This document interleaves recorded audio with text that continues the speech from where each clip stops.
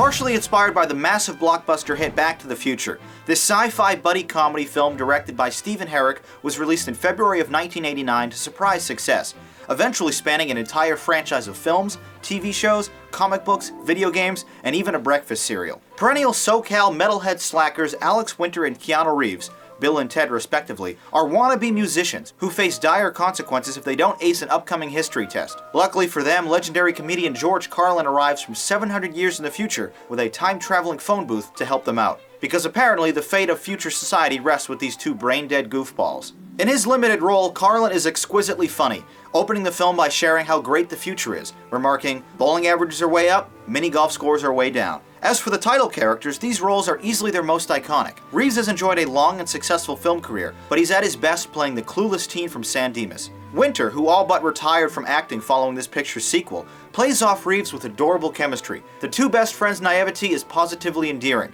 mentioning to each other upon arriving in 1879 New Mexico, "This looks like Frontierland." Moving too quickly to establish anything but the most basic plot elements, this 90-minute adventure is teeming with 80s culture and plenty of dude parlance. Which is all the more amusing when juxtaposed against historical backdrops like a philosophizing Socrates in ancient Greece.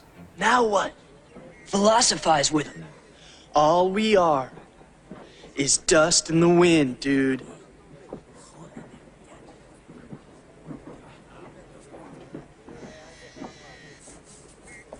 Dust. Wind. Dude. Himes, uten ano, Blanconiotos.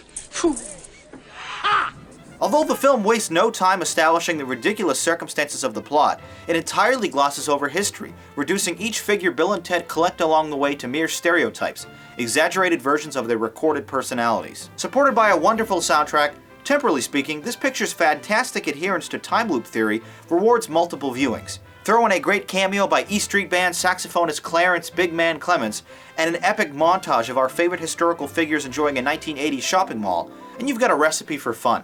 Leaps of faith are certainly required here, as the redeemable idiots suddenly become history experts just in time for the grand finale. The visual effects and cinematography work well, but are hardly special. And of the dozen time periods visited, none are really explored or developed to any satisfaction. Most are simply reduced to small, unimpressive sets. The extremely lighthearted film is certainly flawed, but it's hard not to enjoy the endlessly quotable experience. Bill and Ted's Excellent Adventure. Lowbrow laughs in excellent time. Now let's see what you had to say about this time travel film in the YouTube comments.